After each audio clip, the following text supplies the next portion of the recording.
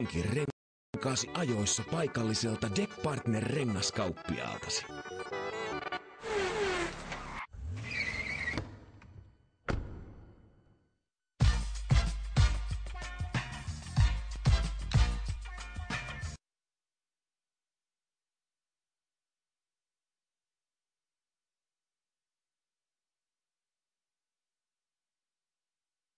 Pohjoismaiden suurin paintball-myymälä.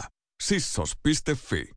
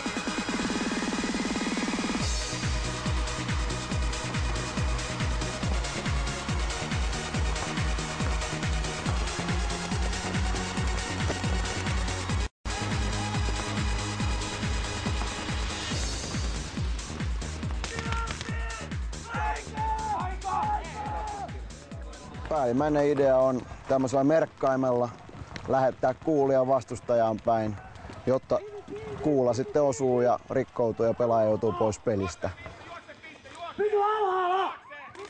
No 5 vastaan 5, eli tarkoituksena on tiputtaa toisen joukkueen vastustajat pois kentältä ja sitten mennä sinne naapurin päähän, eli vastustajan päähän. Vähän niin kuin jenkkifudiksessa tehdään niin kuin tämmöinen liputus meidän kielellä, eli mennään koskettamaan sinne kun ehjä pelaaja pääsee, eli johon ei ole osunut, pääsee sinne niin kuin perille asti, niin homma on sitten aina 1 erä on siinä. Ja SM-liigassa pelataan aina 4 erävoittoon, eli se joukkue kumpi ensin saavuttaa 4 erävoittoa tai tehokasta peliaikaa 10 minuuttia. Sanotaan 70-80-luvun vaihteessa niin Amerikassa oli laitteita, millä merkattiin puita, kaadettavia puita tai sitten merkattiin lehmiä, karjaa. Ja ne oli ollut tämmöisiä, missä ammutaan maalikuula sinne puuhun tai eläimeen ja jotkut on sitten keksinyt ruveta ampumaan toisiaan ja todennut, että tämä on aika hauskaa. Ja, sanotaan, että tuossa 80-luvun alussa, 83 jos en muista väärin, niin on niin kuin Jenkeissä keksitty tämä niin sanottu survival game, eli tämmöinen selviytymispeli idealla ja siitä se on tullut eteenpäin ja Suomeen tämä tuli jo 86. Eli siitä on yli 20 vuotta nyt ollut Suomessa. Peli ei varmaan kumminkaan aluksi pelattu kyseisillä kentillä, vaan no ei tosiaan oltiin niin kuin metsässä ja se liittyi tämmöiseen selviytymiseen ja ehkä enemmän sitten tämmöiseen taisteluun. Ja nyt sitten 2000-luvulla ollaan siirrytty kokonaan pois metsistä, niin kuin, tai ei kokonaan, mutta siis tämä kilpapuoli on siirtynyt kokonaan pois metsistä. Noita kuulia lentää paljon ja lujaa. Miten tässä pitää oikein suojautua, ettei mitään tapahdu? No luonnollisesti pitää olla hyvin suojautunut ja varsinkin niin kuin alaan vihkiytyneillä varusteilla, koska ei muuten tuon on ihan turha mennä, jos ei ole viimeisen päälle tavarat. Eli esimerkiksi tässä on käytössä maski, mikä suojaa kasvot täysin, korvat. Et paljalle iholle osuessaan niin se tai osuma rikkoo ihon. Siinä pitää olla tosi tarkka. Aivan varmasti. Ja tuota ei ainakaan silmämunansa päälle mielellään ottaisi tuota luunappia, minkä toi pallu kantaa. Joo, ei se on se kaikkein herkin paikka ja siitä pidetään äärimmäisesti niin kuin tiukasti kiinni, että niin tuomarit kuin koko organisaatio valvoo sitä, että semmoisia virheitä ei tule tapahtumaan. Totta kai sitten kun ollaan vielä, otetaan niitä osumia ja muuta, niin totta kai kroppa on muutenkin suojattu. Ja sitten tuossa kun liikutaan vauhdikkaasti ja muuta, niin on syytä olla sitten erilaisia suojia. Eli tässä on esimerkiksi koko käsivarsi on suojattu siltä, että kun syöksytään suojiin ja näin poispäin. Entä tuo itse pyssy? Mitenkä se toimii? Eli tämähän on paineilmakäyttöinen merkkain tai ase, paintball-ase. Täällä on paineilmaa reilusti 300 paarissa tai 300 paarista alaspäin. Syötetään sisään, regulaattori reguloi sen vähän alhaisemmaksi, jotta kuulat pysyy ehjänä kun ne lähtee ulos piipusta. Kuulat menee tänne ylös. Montako sinne mahtuu tuohon makasiiniin? Tämmönen lipas, sähkökäyttöinen tässä tapauksessa, niin tänne mahtuu semmoinen 150-200 kuulaa. Mitä se tarkoittaa, että se on sähkökäyttöinen? Mitä se sitten tekee sähköllä tuo lipas? Eikö ne vaan valu sinne putkeen? Ei, koska sitten taas kun mennään tänne SM Liigan aseisiin, niin näissä on sisällä hienoa mekaniikkaa ja virtapiirejä, mitkä aiheuttaa sen, että aseet ampuvat lähes, tai sanotaan puoliautomaattisesti, mutta kuitenkin 10 kuulaa sekunnissa. Silloin enää ei painovoima riitä työntämään lippaasta aseeseen kuulaa tarpeeksi nopeasti, niin täällä on semmoinen mekaniikka, mikä työntää hellävaraisesti kuulat aseeseen. Ja kuula lähtee ehjänä kohti maalia. Kyllä se on tärkeintä, että kuula saadaan mahdollisimman suoraan ja ehjänä sinne maaliin saakka, ja siellä tietysti se pitäisi vielä hajota mahdollisimman herkästi. Eli tässä on semmoinen hieno balanssi, mitä haetaan sitten. Niin, koska sen täytyy merkata vihollispelaajan niin, että tuomari huomaa tämän osuman tapahtuneeksi.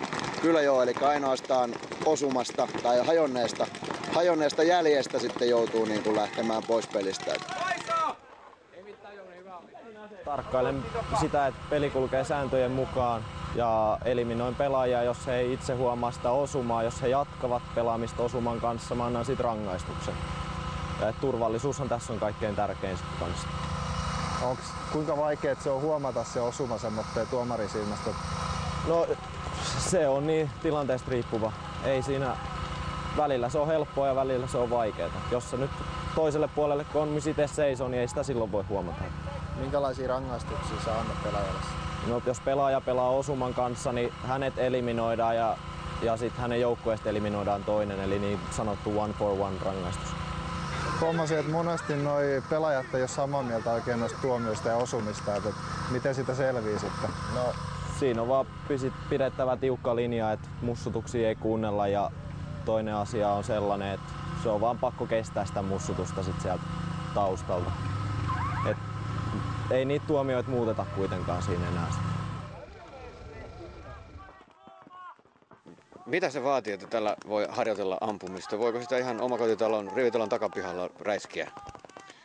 Naapurin luvalla toki, mutta joo, siis liittymällä esimerkiksi paintball-seuroihin. Ympäri maata löytyy kymmeniä Suomessa jo paintball-seuroja, mitkä antaa koulutusta, opetusta. Tässä meillä taustalla pyörii Vantaan Nipakisun Urhon edustusjoukkueen treenit, ja näitä löytyy sitten ympäri maata. Kuinka erilainen tämä on kuin nämä vuokrapelit, mitä polttareissakin paljon präiskitään? Kyllähän tämä hirveästi eroaa siitä, että vauhtia on varmasti enemmän ja tosiaan kuulaa lentää vähän enemmän siellä, ja se on organisoidumpaa luonnollisesti se liikkuminenkin siellä kentällä. Eli sitä on harjoiteltu, mietitty, mihin siellä mennään. Toki tuo maastokin on ehkä erilainen, että usein yhä vielä vuokrapelit pelataan metsäpohjaisessa maastossa tai muuta. Tässä liigaakin pelattiin vielä 90-luvulla metsässä, mutta 2000-luvulla ollaan siirrytty sitten tämmöiseen rataympäristöön. Tämä on varmaan maailmalla, alkaa olla jo aika todella suosittu laji. Onko tietoa jotakin harrastajamääristä Euroopassa tai muuta? No, amerikkalaiset tietenkin, siellä on kaikki isompaa ja suurta, ja laji on siellä keksitty. Siellä puhutaan 7-8 miljoonan harrastajamäärästä, mikä on ohittanut sitten ehkä jollain mittarilla muita tutumpia tai pidempiaikaisia lajeja. Euroopassa on, sanotaan, että 300-400 kilpajoukkoa. Entä minkälainen liiga tämä SM-liiga Suomessa on? Montako pelaajaa, montako joukkuetta? SM-liiga on Euroopan pitkäaikaisin yhtäjaksoisesti koossa pysynyt tämmöinen sarja, turnaussarja. Se on vuodesta 1994 lähtien ollut pelaajilta pelaajille periaatteella, eli me ollaan oltu sitä, itse pelaajat ovat olleet sitä perustamassa, ja tänä päivänä SM-liigassa on 8 joukkuetta ja alemmissa divisioonissa sitten 30 joukkuetta, Suomessa yhteensä 40 joukkuetta. SM-liiga pelataan 4 osaturnauksessa vuosittain, ja sitten kentällä on yhtä aikaa 5 pelaajaa per joukkue. Eikä 5 vastaan 5 on tämä niin kuin pelaajamäärä, ja pelimuoto on niin sanottu monierä. Eli pelataan 4 pisteeseen. Se joukkue, kumpi ensin voittaa 4 erää, on voittanut pelin. Ja sitten tässä turnauspäivässä löytyy turnauksen päivän voittaja, ja he saavat osakilpailupisteitä, ja sitten siitä mennään eteenpäin, kunnes sitten kausi on lopussa. Ja kuten formuloissa katsotaan, sitten lasketaan nämä osakilpailupisteet yhteen. Siinä voi käydä niin, että jo ennen viimeistä kisapäivää voittaja tiedetään, mutta miten se yleensä menee? Jääkö se ratkaisu sinne viime peleihin?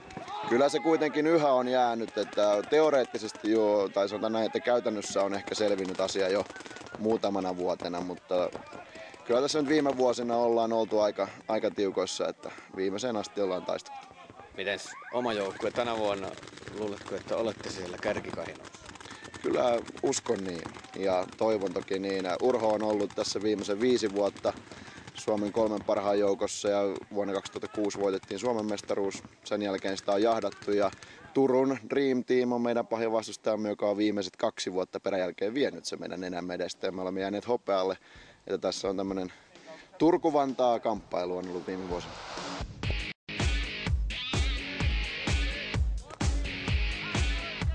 SM-liiga on lukittu sarja, johon osallistuu 8 Suomen parasta joukkuetta.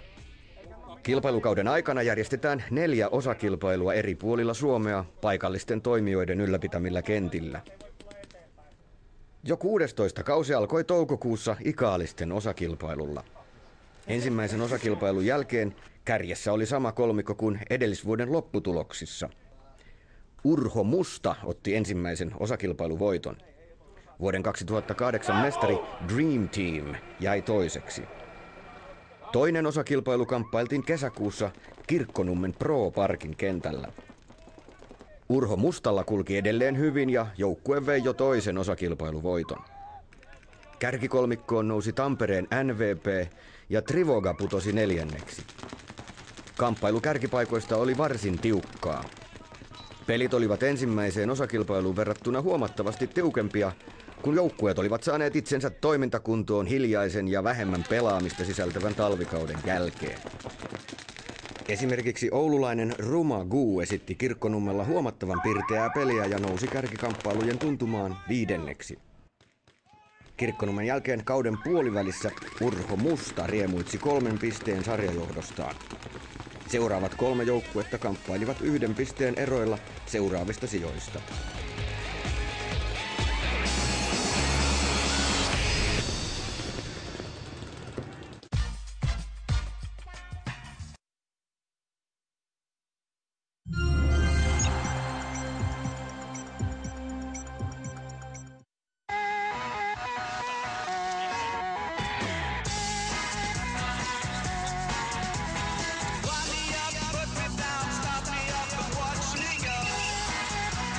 Uusi Renault Megane Sport Tourer. Kaikki muu näyttää vanhalta.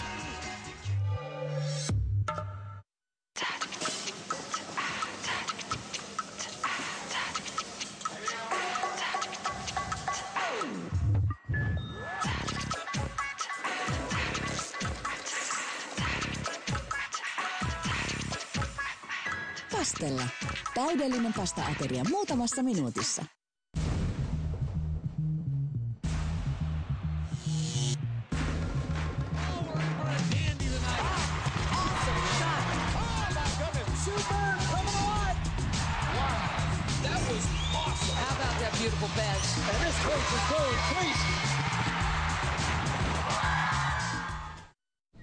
Jos tuntuu, että et saa tarpeeksi kuituja, kokeile Kellogg's All Brand muroja.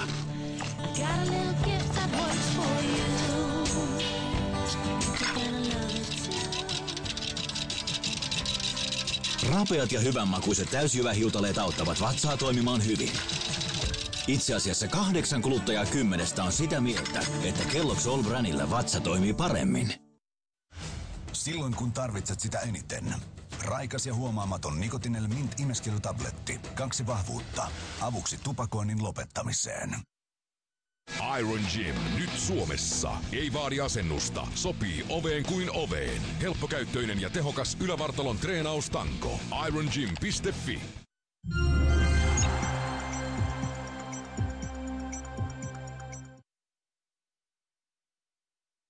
Tsekkaa sissos.fi.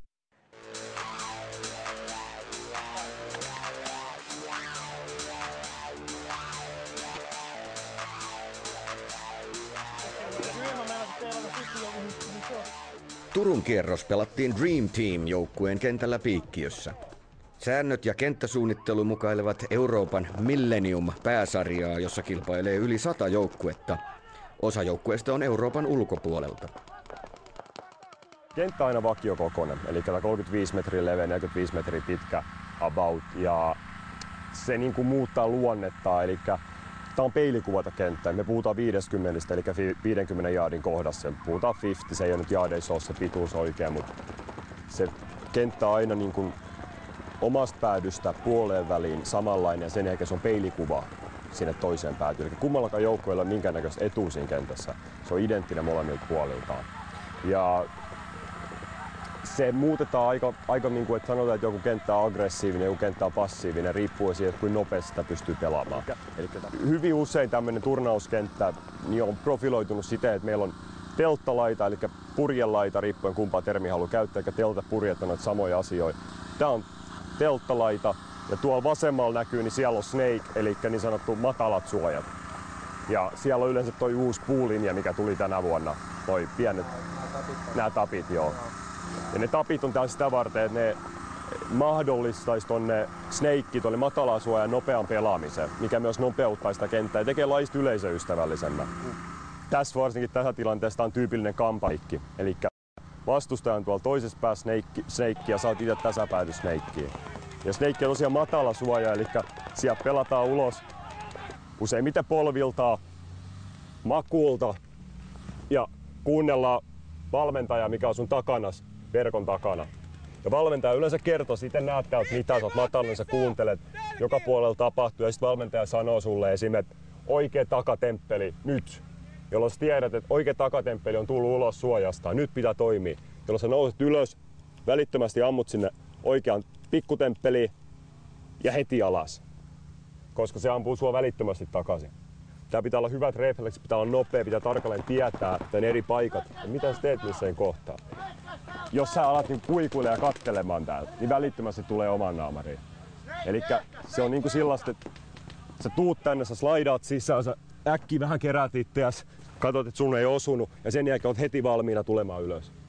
Ja kun sä tuut, sulla käsketään, sä ammut meitä heti alas ja sitten eteenpäin. Elikkä kun tää kenttä on peilikuva puolesta välistä toisella puolella, kun sä pääset peilikuva yli sinne vastustajan puolelle, ja se koko kenttä aukeaa, mikä suoja ei ole enää turvallinen. Ja siihen pyritään, siitä tulee tämän pelin niin aggressio. Eli kun pääset siihen 50-linjaan, se kenttä aukeaa peilikuvana sieltä sulle, ja sä saat ne tarvittavat pudotuksesta meitä lopuksi liputtamaan. Totta kai on hyviä yksilöpelaajia, yksilöt merkkaa aina, mutta se, että yksilöpelaajista tulee niin kuin voittava joukkue on ihan eri asia. Sulla voi olla helvetin hyvät yksilöt, mutta ei se vielä tarkoita, että pelaa joukkueena. Yksilöinä pelaava joukkue on helppo voittaa. Eli yleensä tällaiseen leiskaan, mikä tulee meillekin tämmöinen liigakierrosleiska, niin siihen harjoitellaan 4-5 erilaista breikkiä, erilaista suunnitelmaa. Yleensä ne suunnitelmat kantaa ensimmäisen suojan ja seuraavan suojan ja sen jälkeen ne on niin kuin peli auki taas. Ja se, mitä sä pystyt kommunikoimaan siellä kentällä on hirveän tärkeää. Jos sä näet jonkun, esimerkiksi vastustaja on sun peilissä, puhutaan, peili tarkoittaa sitä, että se on samassa suojassa kuin sä, mutta toisella puolella kenttää. Niin se on hyvin tärkeää, että sä myös kommunikoit sun vieressä olevan joukkuetoverille, hei mun peili on. Että mä pelaan mun peilin piilossa, tulee varmaan toiselta puolelta suojaa hetken päästä ulos, kato sitä. Eikä puhutaan dottaamisesta, niin joukkuetovereen pitää keskustella siellä kentällä kokonaan keskenään, että ei auta, että niin kangistuu semmoisia suunnitelmia. Ne on käytännössä turhia loppupeleissä. Yleensä tämmöisellä nopealla kentällä piste on minuutissa 1,5 minuuttia. Eli heti siitä kun summeri soi, niin kontakti on molemmilla joukkueilla käynnissä. Eli se on välitön se peli alkaminen. Ja yleensä ensimmäiset pudotukset ja merkkaukset tapahtuu siinä lähdössä jo. Eli silloin toinen joukkue saa yliotteen, toinen joukkue pelaa silloin passiivisemmin ja se yleensä ratkaisee pisteen. Valmentajien pitää olla tosi nopeisia analyysissään tuo sivulinja ja se kertoo sille omalle joukkueelle, mitä on tapahtunut, mitä pitää tehdä. Koska saman tien sen breikin jälkeen sä menetät myös kontaktiosaa sun vastustajan pelaajista, kun ne menee suojien taakse, ne etenee. Jolloin sun valmentajat sivulinjoit on todella tärkeässä asemassa näillä nopeilla kentillä. Suomessa kyllä kova tasosta paintballia, niin jokaista suojaa pitää osata pelata. jokaista suojaa pelataan eri tavalla, jokaisessa suojat pystyy tulemaan ulos eri tavalla. Eli tämä on profiilipeli, miten sä tuut sieltä syntistä ulos, miten sun ase on positioitunut, kun tuut sieltä, kuinka nopeasti sä pystyt merkkaamaan toisen pois. Ne on kaikki se, mikä vaikuttaa siihen lopputulokseen. Eli jokaista suojaa pitää osata pelaa, kaikki pelaajat harjoittelee kaikkien suojien paikat. Et totta kai on profiilipelaajia, on niinku Snake, missä ryömitään paljon, mennään nopeasti, syöksytään pää edellä. Sun pitää olla nopea jätkä, sun pitää olla hyvä kunto ja ne on ihan selkeät profiilipelaajia. Snakeit, ehkä kulma eteen ja tämmöiset kaverit pitää olla nopea, pitää osata hyvin syöksyä. Et niinku ennen suojaa, 2 metriä ennen ollaan jo maanpintaa, vedetään pitkin ja liutaan sinne suojan taakse.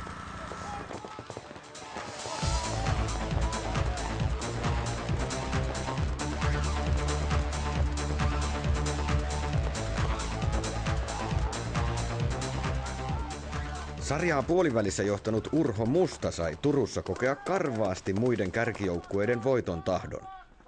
Alkusarjassa selkeä tappio huikeaa peliä esittäneelle Jesse Liimataisen johtamalle Trivogalle antoi merkkejä tulevasta. Enemmän Euroopan Millennium-sarjan panostava Cyclone onnistui tiukalla 4-3 pelillä voittamaan myös Urhon alkusarjassa ja näin tiputtamaan Urho Mustan pois finaaleista sijalle 5. Urhon tippuminen finaalinelikosta ei ollut päivän ainoa yllätys, sillä Mikko Pappisen luotsaama Takeover Kuopiosta raivasi iloisen vauhdikkaalla pelillä tiensä finaaleihin ja lopulta kierroksen 3. Trivogalle ei löytynyt pysäyttäjää edes Suomen vanhimmasta ja kentän kotijoukkueesta Dream Teamista. Trivogan ylivoimainen pelikyky nimenomaan kentän toisen laidan matalilla suojilla ja siihen tukena hyvä tekninen peli, eli suojautuminen ja osumatarkkuus, oli elokuun alussa kaikille liikaa ja kierroksen voitto meni ansaitusti Trivogalle.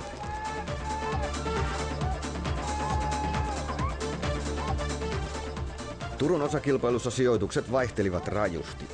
Turun jälkeen Urho Musta ja Dream Team olivat lopulta tasapisteillä SM-liigan johdossa. Trivogan vaaniessa vain 1 pisteen päässä.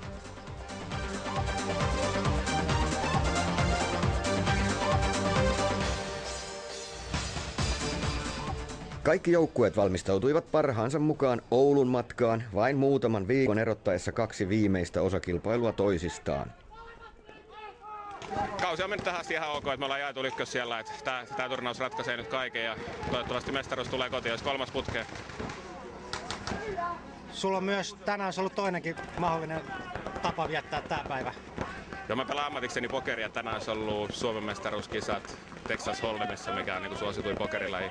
Mutta mä päätin jättää sen väliin, että mä lähden täältä nyt on lauantai, niin mä lähden maanantai Ranskaan pelaamaan sieltä Barcelonaan. Pokeri ehtii pelaamaan, kun tää turnaus on pelattu. Ruma Q-joukkue on onnistunut järjestämään Oulun kunnan myötävaikutuksella Alppilaan huippuluokan kenttäpaikan Keinonurmi-pohjalla. Kyllä me ollaan oikeastaan 3 päivää tehty hommia. Tässä on kuitenkin aika paljon 2 kenttää. Me ollaan joutu vähän sen tekemään nollista osa aloittaa, mutta tietenkin jatkossa niin tämä on varmaan 1 päivä homma laittaa pystyyn. Että nyt on mennyt harjoitellessa joka kerta, kun tällainen isompi turnaus järjestetään täällä pohjoisessa. Niin. No kai se on nyt tälleen, että täällä on niin mahtavia tyyppejä ihmisiä ja totta kai pelaaminenkin on kivaa, mutta tykkään myös tässä kentän ulkopuolella niin jutella ihmisten kanssa ja kaikki on kavereita keskenään, niin aivan loistava harrastus. Kenttähän näyttää ihan hyvältä, että tää on vähän leveämpi kuin mitä ollaan totuttu pelaamaan, mutta vaikuttaa kivalta. Alusta on tosi hyvä, että turffi, niin täällä on kiva pelaa. Onko täällä sitten kehitelty jotain uudenlaisia taktiikoita, erilaisia mitä aiemmin? No ei, että kyllä tässä on nyt viime treeneissä jo kehitelty ihan sopivat peliliikkeet, että eiköhän niillä mennä tää ja vielä tänään pytty kotiin. Tää näyttää aika hyvältä, tasasta on, kunnon turffi. Siinä mielessä vaikuttaa ihan hyvältä pelattavalta, nopealta kentältä varmasti. Tullaan näkemään nopeat pelit tänään. Minkälaisella taktiikalla sitä lähdetään sitten liikkeelle? No tänään lähdetään pusket täysin. Se on pakko, jos kultaa meinataan hankkia, niin se on pakko lähteä täysillä vetämään. Tänä vuonna on vähän ollut semmoista vaihtelevaa meininkiä, että viime turnauksessa Piikkiössä oltiin 4, siis sitä ennen on vähän nuo jatkopelit ollut niinku hakusessa, mutta nousujohteisesti.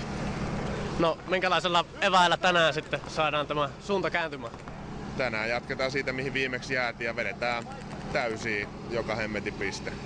Et ei siinä ole paljon muuta tehtävissä kuin täysiä vaan ja hullulla asenteella. Jokainen piste täytyy voittaa, jos meinaa pärjää. Miltä nämä puitteet vaikuttaa, missä täällä tänään pelataan? Ensimmäinen kerta, kun Suomessa pelaan turfilla. En valita. Tää on ihan kiva, ettei tarvi ryynätä pellossa. Tää näyttää enemmän urheilulta ja on tää katsomoa ja kaiken näköistä, että ei todella voi valittaa. Ainakin näin niin kuin päällisin puolin, mitä nyt on nähnyt, niin parhaat mitä Suomessa ulkoskabojen puolesta on ikinä ollut. Et lupaavalta vaikuttaa. Pääsee hyvin fiilikseen. No eiköhän. Kyllä tässä kun vaan pikkuhiljaa pistetään pelit käyntiin, niin rupeaa sitä fiilistä löytyä tältä pohjalta. Oulun kierroksella alkusarjoissa pärjäsivät ne 4 joukkuetta, jotka ovat hallinneet SM-liigan kärkeä jo useamman vuoden ajan. Kun ratkaisevat pelit alkavat, kokemuksen merkitys korostuu ja niin kävi tälläkin kertaa. Alkusarjassa sekä Trivoga että aivan uudella sykkeellä Ouluun tullut Urho Musta voittivat kaikki pelinsä ja jatkoivat välieriin. Noniin, hei, nyt hereillä!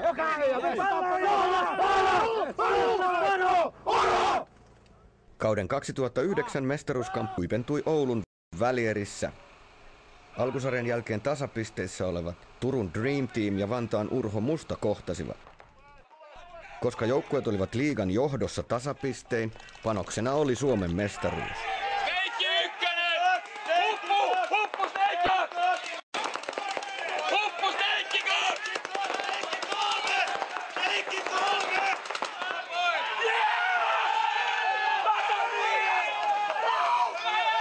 Paintballin Suomen mestaruuskausi 2009 päättyi Urho Mustan juhliin Oulussa. Valmistautuminen seuraavaan kauteen alkaa kaikilla joukkueilla syksyn harjoituksissa ja turnauksissa. Talvella lajia pelataan sisähalleissa. Monet joukkueet vierailevat turnauksissa Baltian maissa ja Ruotsissa. Suomalainen paintball aloittaa 17 kilpakautensa taas toukokuussa 2010.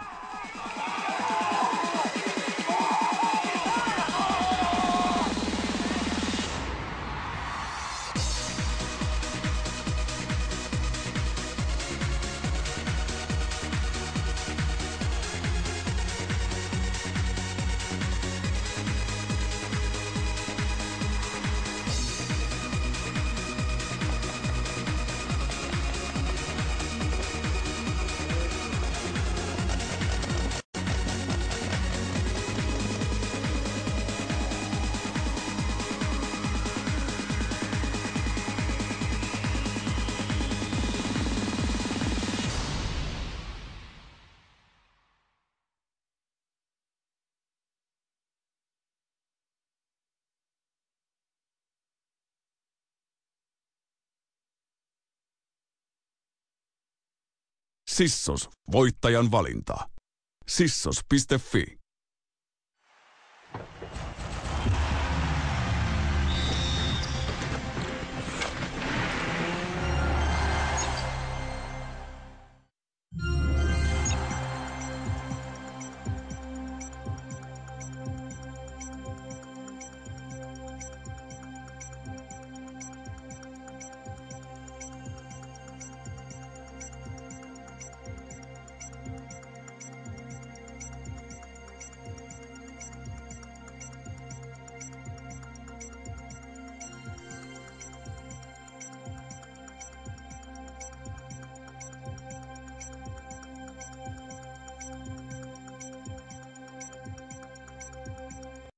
Etkö saa tarpeeksi kuituja?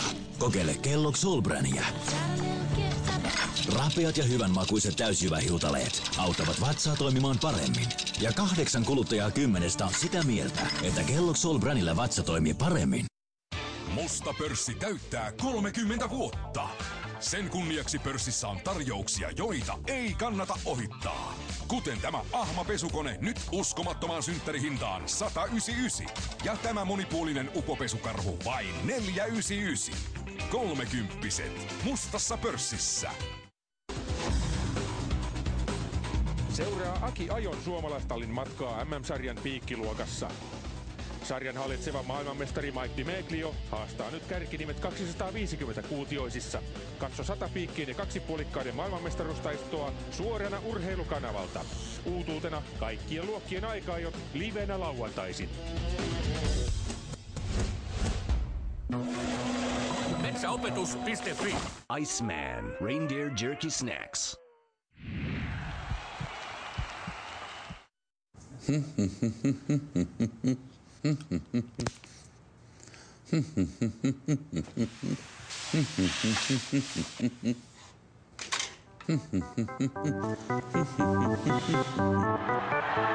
Taas se alkaa.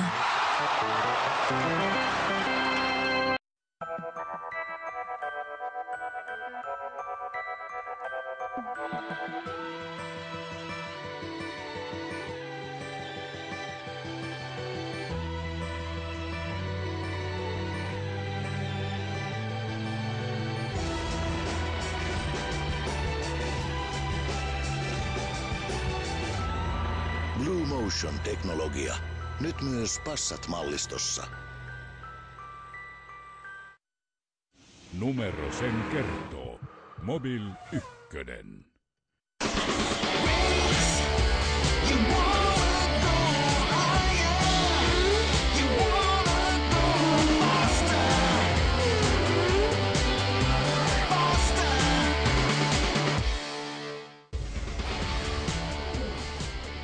Imola in Italy, the former home of the San Marino Grand Prix, is the venue for the final European round, the 2009 World Touring Car Championship season.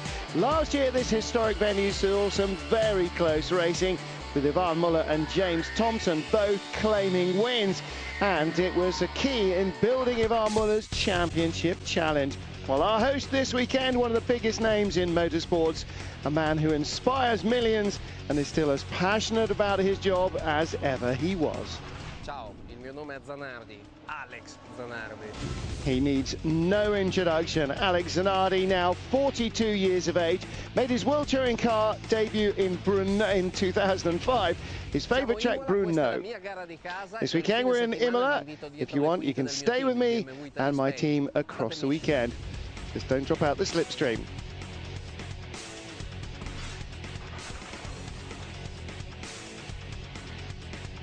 Weekend's races saw plenty of drama and action, a nightmare for BMW, but Seat took a big step towards constructors and drivers' titles. Gabriele Tarquini and Yvan Muller dominated the races. They took a win and a second place apiece. Augusto Farfus, the last remaining BMW championship contender, took just one single point home after a big crash in the first corner of race one. But all that we've already seen. What we do with this programme is tell you what it was like to be inside the pressure cooker.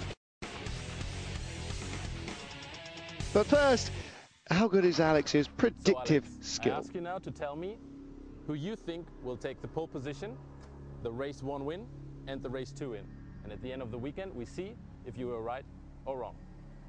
Okay, take the challenge.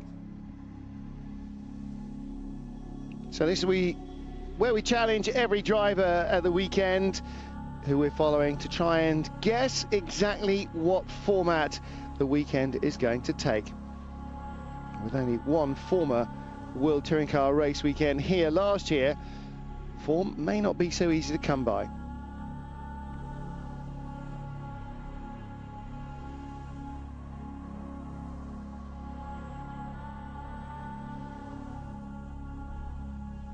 So, predictions by Alex. Well, one thing we'll have to wait and find out to see. Of course, since his horrific near life-ending car crash in 2001 when Alex lost both his legs, he's been living, walking and racing with prosthetic replacements. With time and plenty of training, he's really perfected the use of them to the stage where untrained observers sometimes forget